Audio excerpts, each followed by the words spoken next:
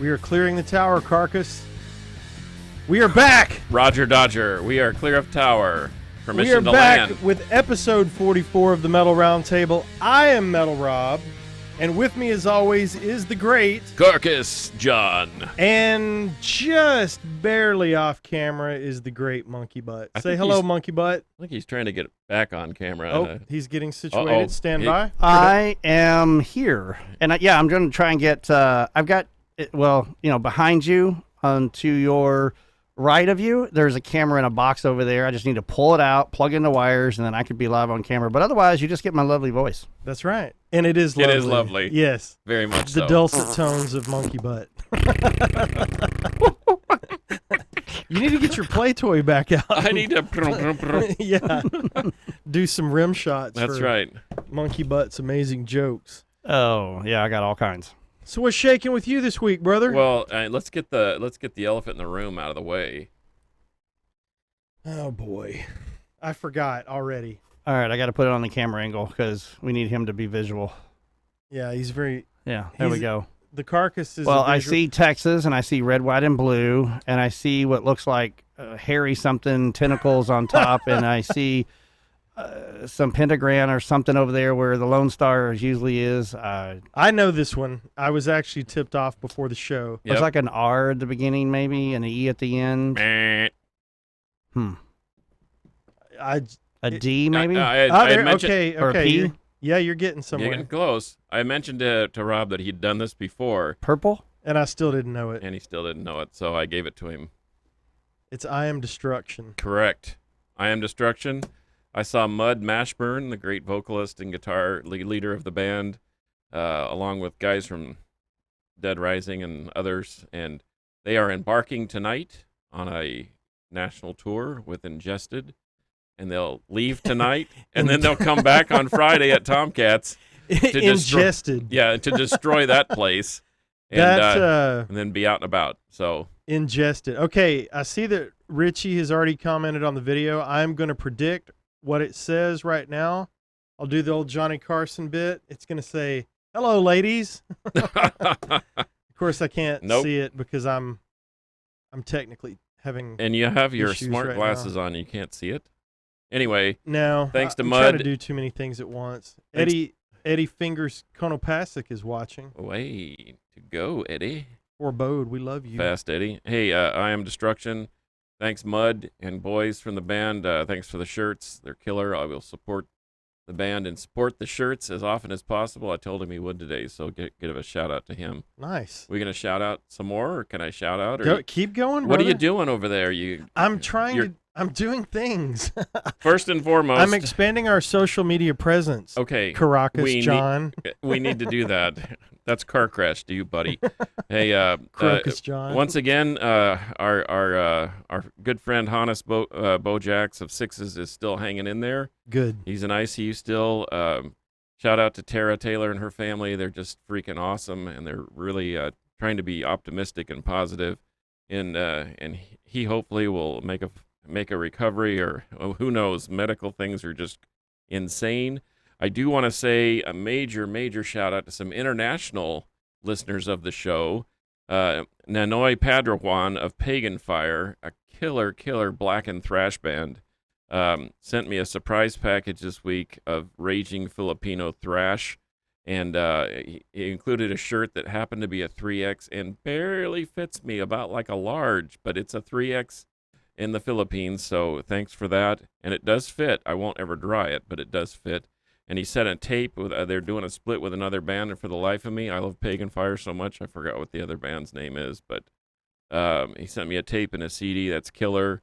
Also from Melbourne, Australia, Massacre Mark Aiken. He had a nice compliment, and he's from Twisted Fate and some other bands down there. He's been in the Oh, that's the voicemail you sent. me yeah, today. he's in the heavy metal business and has been since the 90s. And so shout out to him. CJ Ortiz, the metal motivator. Who will be with us next week, by the Yes. way. Yes, awesome guy. He and I used to do a monthly philosophical lunch, is what we used to call it over there at what used to be the, what was that place? It's called the Poor Shack now, Bronson Rock. Oh yeah, yeah, Yeah, yeah. he used to be one of the production guys and Bef- booked shows and Can I pause you for a second? Sure. Kids, I'm going to stare deep into the camera right now, and I'm going to tell you that the last time I was at Bronson Rock Go ahead, say it. was to see Winger Yep. with Carcass. And you know what? And they were fantastic. I don't care what anybody says. They absolutely destroyed. They were shredded. awesome. They did. They And were Reb awesome. Beach is better than you on guitar. I guarantee it. That's the truth. Sorry to stop you down. No, Keep no. going. And I only have one more shout out to our new Twitter blast master, Brutal Brian Stevens. His Twitter handle is at SRBmetal70, the number 7 and 0, at SRBmetal70. And hit him up. You're probably gonna get a note from him to watch the show. So thanks, That's right. Brutal Brian, for that. And with that, I will turn some time over to you. If you're done doing something over there, No. I'm learning. Mel is watching. Yay, Mel. Spicoli's watching. Rider on the Storm, Mel. I love That's Mel. right, Mr. Mojo to you. That's right. The Lizard King. I was just about to shout out Mel when when he popped up on the screen there for just a second, saying that he had a nice little video reaction because we missed him last week. But we'll get him down here for Yep, Doors Talk or something, and absolutely. he can show us his Texas International Pop Festival goodies. Dude, that I he's got. can't wait. And I was at a record store this week and saw a box set Yes, you that did. just happened to be of that. It only had one Grand Funk track. I was a little disappointed, and it was pretty pricey, so I left it. But Yeah. it was interesting that it's out there, so I'm going to be on Yeah. the hunt. Supposedly there are high quality bootlegs available of the Texas International Pop Festival. I need to gather those up for our guest from last week. That's right. So Hey, did you say that it was Spicoli that was listening? yeah. Is that from Fast Times Ridgemont High? Well, He only wishes. not the same. He only not the wishes he same could one. order a pizza in science class. I'm sorry, I was just thinking I needed a doobie and some pizza. And Not the same one, but yes. oh man, that's rad. Someone that we know calling themselves Spicoli is definitely by the channel, and for that we are eternally grateful, That's so sir. wrong. Is he going to have Van Halen for his birthday party? Nawabum episode soon, brother. All you got to do is just drop the date on me, buddy. Make time in your busy schedule. And by That's the way, right. they can call in or they can deliver pizza to us anytime they want. Yeah, come on up. Come on up. Right on. So I don't have any really shout outs. I got a bit of news that probably everybody already knows, other than shouting out Mel and saying thanks to our guest from last week. That was awesome. She We was had a good awesome. time. She's a sweetheart, man. Yep. I love her. So Ozzy has canceled the No More Tours 2 tour again, and I'm really starting to feel like It's permanent. It's a I'm- permanent cancellation. I'm really starting to feel like this is getting bad for him. I have not seen Ozzy since the original No More Tours tour Mm. when he was on the oh crap, what was the album he did in 90 or 91? No More Tears. Sorry. Yeah, duh. That's the last time I saw Ozzy, and because you didn't see the Sabbath, the end tour, did you? no, I didn't. Well, he was fantastic. He looked healthy and happy, and actually, should I even mention lucid? Yeah. But he was, and he was very engaging when we went to that the sound check. Yeah. He was very funny and kind of waddled out there. I kind of wondered. I thought, oh gosh, the band sounded killer, and then here comes Ozzy shuffling Like a weeble. Yeah, and weebling, wobbling out there in his pajamas and no shoes on, and I thought, Well, oh, To Here. quote my friend Scott Killian, we need to wrap that dude in bubble wrap and store him away somewhere safe because, man, we've only got one Ozzy. And we need to take care of him. So that is true. there is not a chance in hell that he or anybody that knows him is listening. But, man, shout out to the Prince of Darkness, and I hope you get better, brother. And we want you here as long as we can have you, man. So, Yep. I'm bummed about the tour getting canceled, but you know, it's our heroes are getting older, man. We're getting older, especially you. Thanks for that. I appreciate it. Not really, but but thank goodness for media. I mean, we Yeah. have the records, we have the tapes, we have the video, Absolutely. and we can harken back to those. I've been doing a little of that with Rush lately. Yeah. I finally busted open that 6 Blu-ray book that Best Buy put out about 4 or 5 years ago. Yeah, several years ago. And man, it is just absolute greatness. And anybody that doubts Neil Peart's ability to play, or the rest of the band for that matter, Yeah. is just they're barking at the moon. It's just good to have those timeless relics of, days gone by to revisit. Well, speaking of timeless relics, Yes. bands like Rush or Ozzy, they weren't always famous, were they? No, they were not. And there's been video recently of Rush's gig at that junior high and, Oh yeah, that's and awesome. ZZ Top's gig at that prom or whatever. Right? And I love stuff like that. We never know where these guys are coming from or who's going to clear the tower, much like we did shortly ago. Shortly ago, yes. And achieve greatness. But what we're going to talk about today on episode 44 is bands that we have seen before they are famous. Now, what I predict is that I'm going to have a list about this big, and Carcass is going to have a legal pad of a list he's going to read. So, Not quite a legal pad, but it's an 8.5 by 11, and let me take a glance. I won't give anything away. Oh, okay. Yeah, that's not bad. yeah, that's not a Yeah, bad that's list. not bad. It's, So it's double spaced, and it's 14 picas, so it's nice. Can I say pica on the air? Can we say pica, monkey butt? Monkey butt is. He Okay, says good. yes. Yeah. That's- Okay. It's Of the course you internet. can. We're say out of whatever- we're out of control we can here. say whatever so we want. So let me just So- give you the words of wisdom. Oh. Live without limits. Oh, Live without. I like it. I like got it. I see what he did there. there you go. It's the radio station All right. slogan. So we're going to talk about on episode 44 is bands that we saw before they were famous, and I'll just pop in somewhere. But yeah, hit us, man.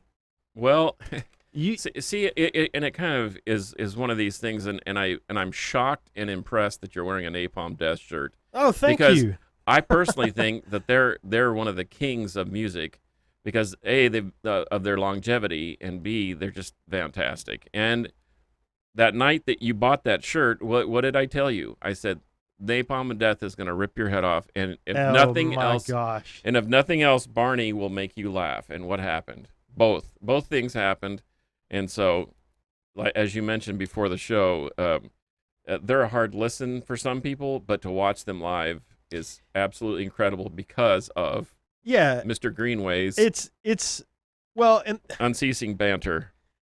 no, it is. I don't want to say it's a hard listen in that it's not good. It's fantastic. It's a harder listen for me because I'm typically listening to Kicks. Oh, well, okay. Tora. you know. I hear you. But seeing those dudes live, man, they're just impressive. But Well, then I guess I'm going to start. Yeah, hit us. I'm going to start with that side of the list because Okay. I have a list of heavier bands that I've seen before they were anything. But I did, to your point of hair metal. I was working in and out of. I was working in and out of California, traversing back and forth between semesters at school and trying to find my way. But December 23rd, 1986, guess who I saw opening for LA Guns, Faster Pussycat, and Jet Boy? I know Poser Mark he's getting all happy in his spandex right now. But guess who opened for them? And guess who was late? Even back then when they were nobody. gosh, we talked about it and I've The already Sweet forgotten. Children of Mine. Oh Guns man. N' Roses, and I got sort of coerced into going, and it was Ricky Rackman's Cat House. You're probably familiar with Ricky Mhm. Rackman if you saw the Headbangers Ball on Oh, yeah. MTV when it was actually M Music Yes. and not whatever it means now. But yeah, I actually saw them, and those means meh. those jerks were late, and they were because they were trying to get in the mode of playing, man. And that harkens fasting forward to the Astrodome show with Guns N' Roses and Metallica, Oh god, And- they did and- it a million and times. a 3-hour wait, and everyone's leaving, and then he gets mad because everyone's and wasn't it heckling them. Toronto where the fans tore the place up Yeah. because they were so late? Yeah. it's just- So anyway, I actually saw them, and I have to say I like Jet Boy better, and I don't like Jet Boy at all. But LA Guns was really impressive. But so anyway, that being said, and I used to travel quite a bit to California. I had friends out there and some music interests and so forth. So between Houston and Dallas and L.A., man, and I was all over the map to see shows. I did see Van Halen in 1981 in Las Vegas at the Aladdin. Yeah. I thought that was fun. I guess we can go really, really far back, and I sneaked down to Tulsa one time to see some band called the Sex Pistols. This was January of '78.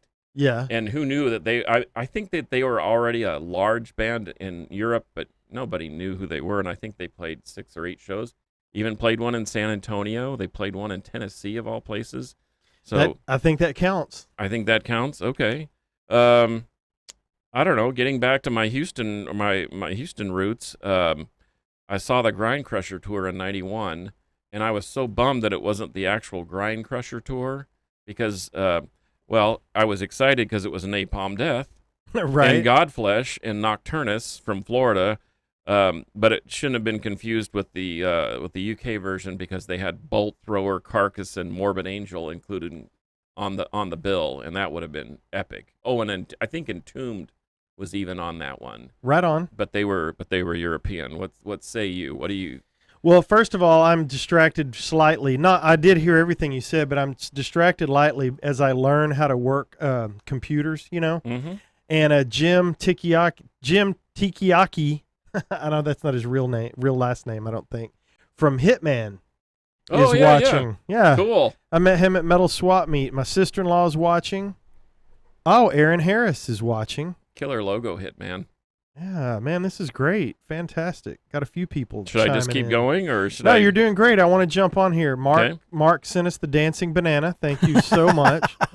I was waiting to see if you're going to see all the love I was giving you. I did. Thank you so much. The Those banana's comments got were worth 3 bananas. yeah, not- the banana's got pom poms, and that's awesome. Well, the Sex Pistols, man, that to me is epic. I'm not a big punk guy, but that's just amazing. So I'll start out on the punk side of things. Okay. So my buddy who was in here a couple of weeks ago from Tsunami Bomb, they were playing down in Austin, and at this place called the Cockeyed Parrot, and he said, "Hey, come on down and see us," and I went down there with a girl that was interested in him. I gave her a ride down, and we traveled down from here to see Tsunami Bomb, and he said, "You'll dig it because there's some metal band playing in front of us that was Avenged Sevenfold," Oh, I guess they're So- sort of big now. So the funny thing is about that show, I didn't have a clue who Avenged Sevenfold was. No idea. So I'm sitting here at the Tsunami Bomb merch, and M Shadows is sitting here at the Avenged Sevenfold merch.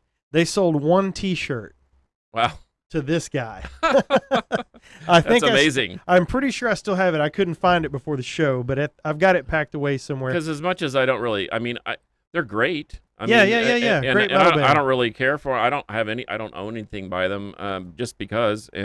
But you can't deny that they're huge. Well, and they got up there, and what I realized was they were shredding Johnson guitars and just killing it. They were way bigger than that room. There was no question. Yeah. They were way bigger than that room. And obviously, they went on to super stardom and still are there. But yeah, that was pretty cool. I sat right next to the dude, didn't know who he was, and bought his T-shirt. And within a year, 18 months, they're just monsters. Well, that kind of reminds me of when I saw Creator for the first time in August of '88 at a place called After Dark. I can't remember if it was After Dark or Power Tools, but you Houston folks, maybe Sawblade could help me out on that. He must have been like 14 back then, but they were opening for DRI, and Holy Terror was on the band, another semi-prominent California band, and I didn't know who Creator was. They didn't speak English. They were German. I'm just looking for a note, I swear. Okay, and I remember Mila Petroza, the guitar, kind of the leader of the band, and the guitarist,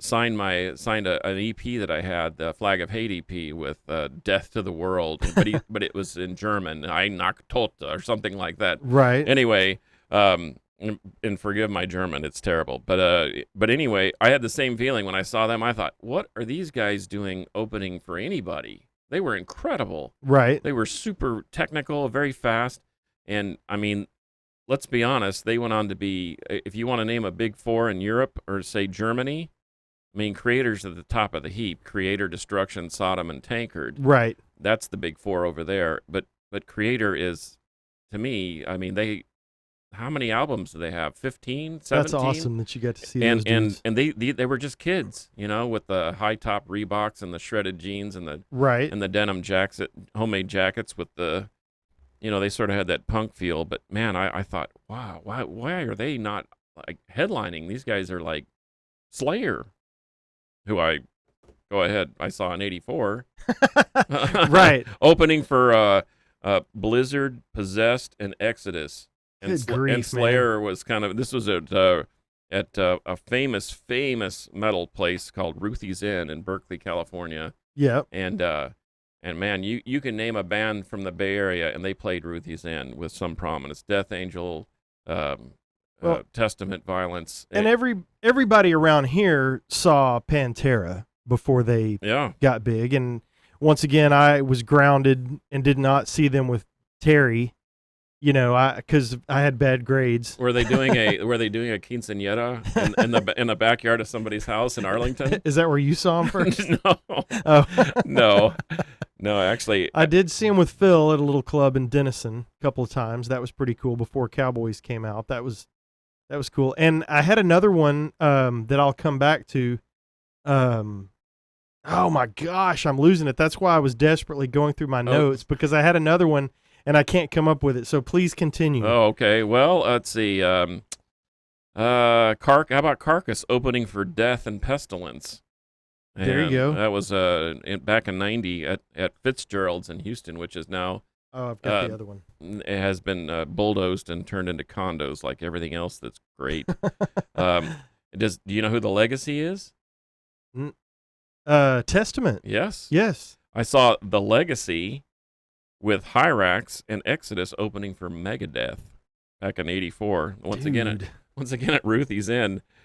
And there's a whole bunch of I mean I saw the Legacy, aka Testament, opening for Law's Rocket and Omen, for crying out loud, at the Stone in San Francisco. I mean, that's just ridiculous. I mean, yeah, these guys are massive. And that's all just legendary. Just legend. I mean, you see that in documentaries. Yeah. Ruthie's Inn. Metallica talks about Ruthie's. Well, the Murder on the Front Row is the classic. Yeah. That's a great book, and if anybody can get their hands on it because they're limited, man, what a great piece of history that was. And I guess the fortunate thing is not only was I into metal, but I had the ability to pay to go to places like that. Right. I wasn't, a typical teenager or whatever. I was actually into my late 20s, going into the 30s when all that was going down. So it was really cool. Old. I am. I am old, but I got to see all the cool bands. I Yep. knew that was coming. Should yes. I tell you about my Led Zeppelin story? Who else you got there? Anyway, no, I thought that the Slayer were way at the bottom of the rung, opening with Blizzard and Possessed for Exodus. I thought that was, Slayer was just getting started. I mean, they were touring the States in a Camaro Z28 and a U-Haul trailer, and Yep. I'm sure that Rob Doom McNeese down in Houston, who worked for Sweet Nightmares at KPFT down there, Now that would be some storytelling. I think we've touched on the Slayer box set. There's a little snippet of that radio broadcast that basically got them all bounced and the plug pulled on that particular program. And boy, I got a lot of peace in that. But anyway, it just amazes me that some of these bands, like for example, I think the reason why Carcass was opening for Death was because Death was huge in the States. They came out of the blocks. I don't know that they were ever, even when they were Mantis and they changed their name to Death, I don't think they were a small band. They were of some prominence because they had created this new genre of music.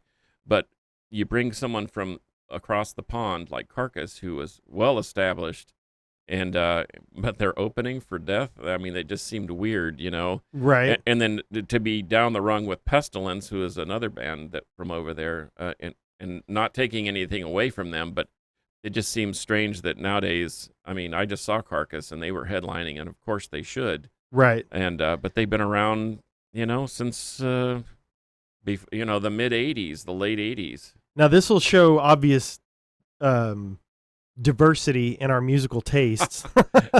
But I did That's see what you call it, huh? I did see Poison on their first tour with the great RPH2 Richie Harris. Wait a minute.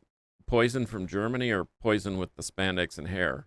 They Just kidding. There I was a know lot of which one it Aquanet is. in the arena that night. Okay, yes. all right. Opening for Rat back in '86, I think, and so that was pretty cool. They had tons of energy, and they were just going for it, man. They were so young and so hungry, and just lots and lots of energy in the Tarrant County I Convention saw them Center. open for Kiss on their 20th anniversary tour, and they were in jeans and t-shirts and not spandex and hairspray, and they rocked. They were good. I mean, they have a good catalog. I'll just say it. They're Winger's great because they played a lot of shows and they're accomplished musicians, and I think that Poison's not too far away from that. Yeah. But man, they were awesome. So before I tell my last story about bands, let's scroll through some things here. Richie's on, Pawpaw Wayne is on. Robin says hello, or what's up, John, and that other guy. Justin Harris, our CD winner from a couple of weeks back. Oh, says speaking hello. of which, have you done a shout out for? Oh, we'll do that. Yeah. Yeah, we'll do that. Mel Cruz says we are looking good. He's obviously referring to me. He must be. Richie says Raging Filipino Thrash, a phrase I did not expect to hear today. Let me tell you what, Pagan Fire, look it up. It's brutal, it's fast, and it's awesome.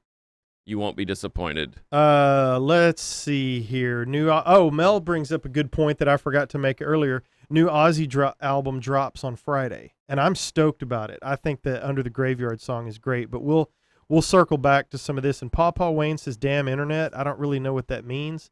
That's pretty much a constant in my life. But my final story about bands that I saw before they were famous. So my buddy, Chris Manning, has played in, everywhere in Dallas and around. And he's in tribute bands of The Doors. He's in the Doors Hotel, and he's also in a Led Zeppelin tribute here in Dallas called the Zeppelin Project. And both great bands, recommend them highly. Chris is a great guitar player, but back in the day, he was in this band called Divinity. And outstanding, if you like Queensryche, a little darker Queensryche and Crimson Glory and that kind of thing, but a little darker, it was that sort of stuff. And it was really good. So I go down to Dirty Dog's Rock Room, which I think is a strip club now somewhere. I mean, that's... I just dug myself a hole there. Or Mark. is it? Yeah. I honestly don't know. Okay. I've been told. Oh, you've been told. Okay. Yeah. Yes. You can always say that. I have been told. I've been told. Yes. That I do not have firsthand knowledge as I Okay. feel my head turning red here. I do not have firsthand knowledge of strip clubs. But I went down to see Divinity at Dirty Dog's Rock Room and watched my buddy play, and it was all smiles and high fives. And the opening band in front of my buddy's band was Drowning Pool. What? Yes. With the original singer Wow. who was not Dave. The Okay. original singer was Sean Hall. Okay. And I remember that dude just wailing, man. They were tight. They were really, really good. Did you see any bodies hitting the floor? I or- did not. Nobody's hit the floor that Okay. night, but they were fantastic. And then several years later, it's like They're massive. they're huge. And I'm like, wait a minute. And I'm calling Chris. I'm like, hey, what was the name of that band that played with you guys at Dirty Dogs before it was a strip club? And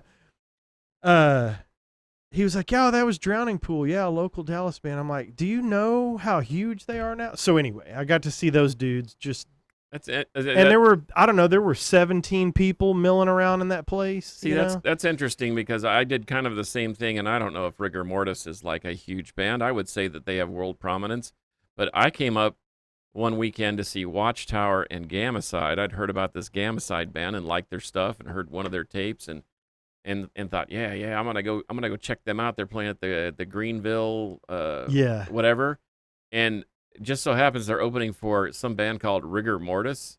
And Yep. that was my introduction to Rigor Mortis. I'm like, holy cow. It was like a three-headed monster that night.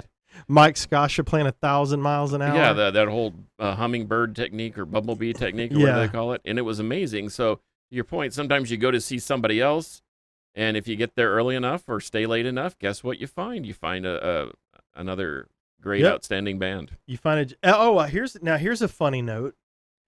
So, I recorded Mark. You may know this band. I'm not sure.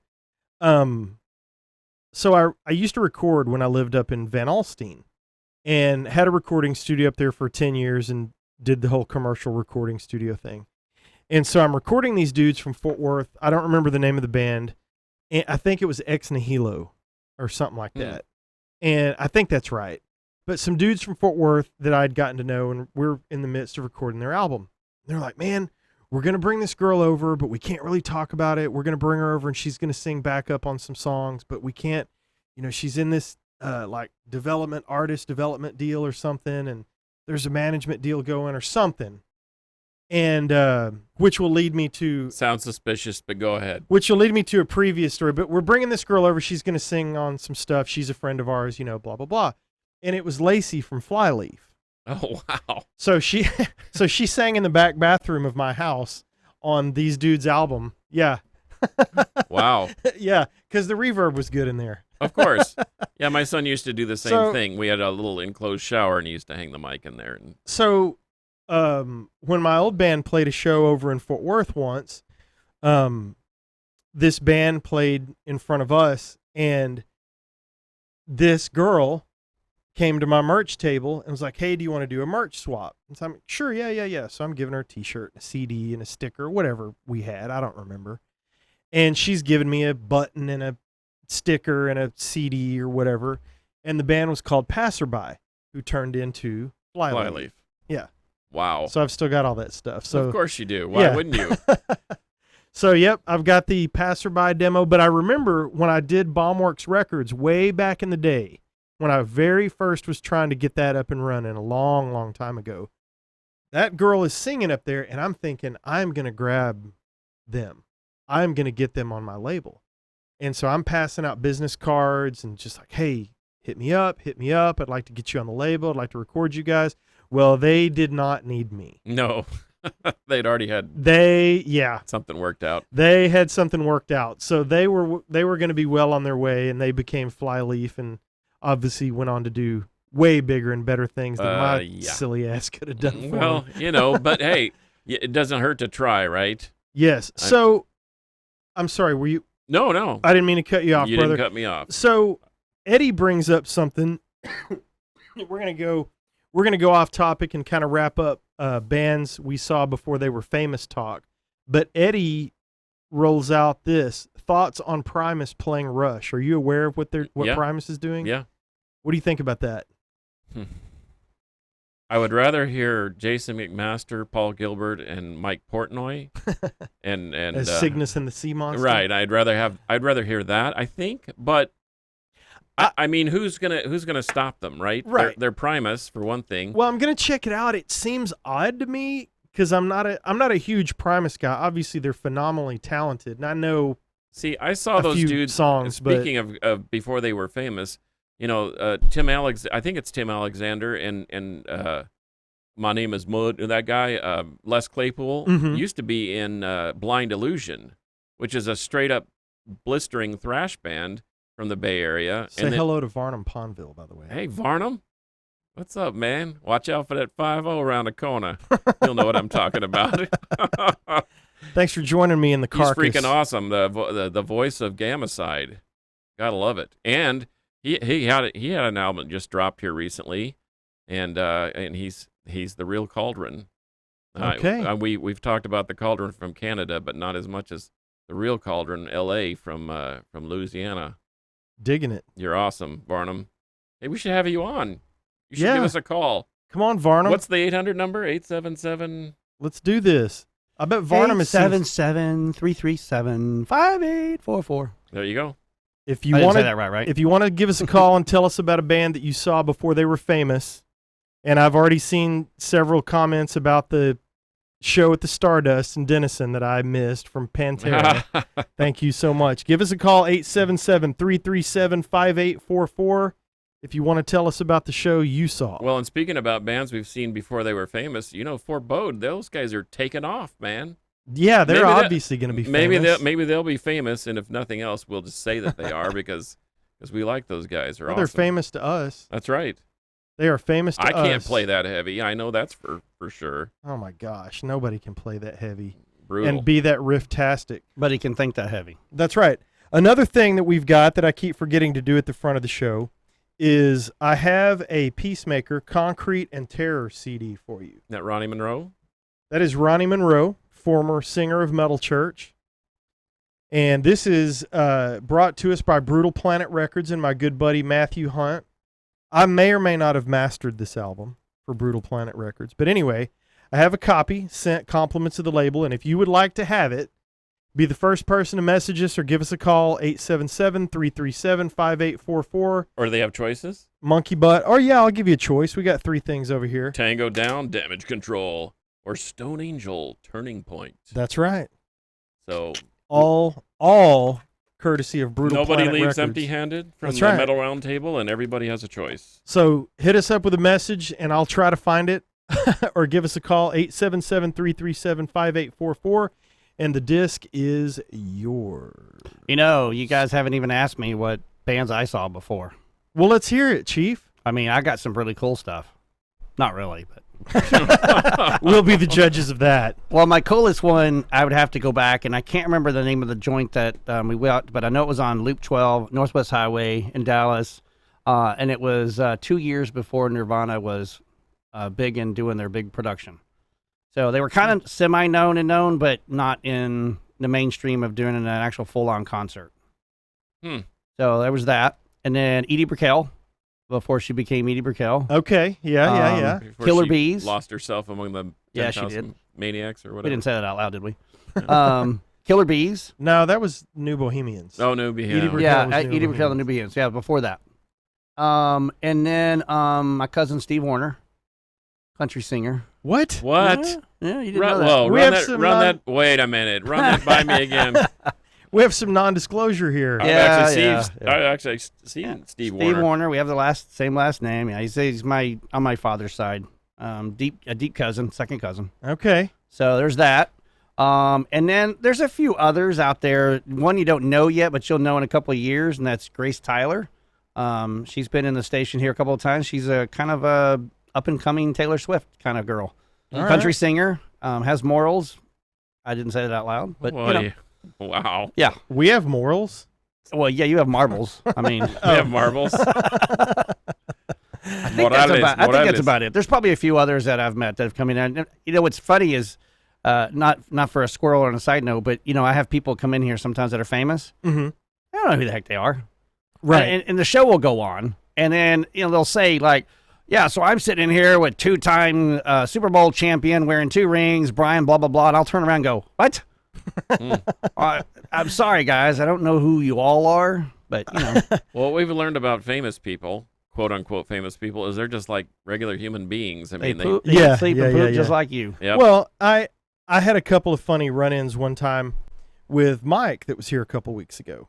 So when they were playing Warped Tour, I went and sat on their bus and we were chit-chatting about whatever, and these dudes come in and they're all tatted up and they're talking to him and just, no big deal. I mean, it's their home away from home and everybody's just hanging out. It's rancid. Oh, just those guys. No clue. Like Chuck Billy, like you telling Chuck Billy, "Hey, get out of here. We're talking to Gene Hoglan." That did not happen, sir. It sort of happened. No, it didn't. Yeah. And then But that was cool of him to acknowledge. and that before that Napalm Death show, we're sitting there and the bass player rolls in. We're Yep. eating at Jason's Deli across the street, Oh, and, yeah. and the bass player rolls in. And to Sean this day, Embry. it kills me that I did not invite him over because he was just hanging out by himself, which he probably was glad to do, Maybe so. But it kills me because now that I've watched that half of that, I need to get it back to you along with those other DVDs that are in my bag still. Now that I've been watching that Slave to the Grind documentary, he's all over Yeah. it, man, and he's just the nicest dude. He sure is. So anyway, Well, that's about all I've got to say about bands and people that I ran into before they were And famous. there's much, much more. I mean, like I said, I tried to not have a phone book. You did well, I did. sir. I cut you it did down really to well. just the most memorable ones, not the least to mention. Can you imagine Tool and Incubus, not the Louisiana Incubus, but the actual Sweet Incubus opening for Anthrax? I cannot. At an outdoor pub in Southern California. I actually saw Wow. that too. Anyway, That's a good one. maybe my buddies from Attacks, Jim the Rat Howell and Todd May and Mikey B can second that. I have pictures. I just don't know what. Yeah, and we'll have to hit up Varnum. I Come on, guarantee you Varnum. that dude's got stories. Yeah, I guarantee they do. Yep. JP would have good stories. John Perez. Yep. Henry would have good Liquid stories. Sound. Their Liquid Sound Company, his psychedelic rock project is in studio now, and it is going to be incredible. It's not necessarily heavy metal, but you'll hear Solitude influences, Solitude Eternus Heavy influences. psych, right? Heavy psych, very psychedelic, and I have the privilege of doing the album art again, and it'll be amazing because he'll give me so many great ideas that I can't help but draw something cool. Awesome. Awesome. Look forward to it. Well, thank you very much for joining us as always. We very much appreciate it. And we are still trying to migrate everybody over to the Metal Roundtable channel on YouTube. So please go there and subscribe. Hit up KVGI Radio on Facebook. Hit up the Metal Roundtable on Facebook. And Brian Stevens will hit you up. Yes, he Like a will. Like Danny Herrera from Napalm Death. Yep. He's going to blast beat you right over That's to the... right. We've got an internet social media machine gun out there That's working right. for us now. Way so to go, Brian. Thanks, you. Brian. And that's it, man. I got nothing. You got anything? Nope. That's it. I've said enough. All right. Last chance, monkey butt. I mute my mic, and then you want me to unmute my mic. It's like push the button, unpush the button, push the button, unpush the button. That's it. Until next time, metal will prevail. Thank you so much.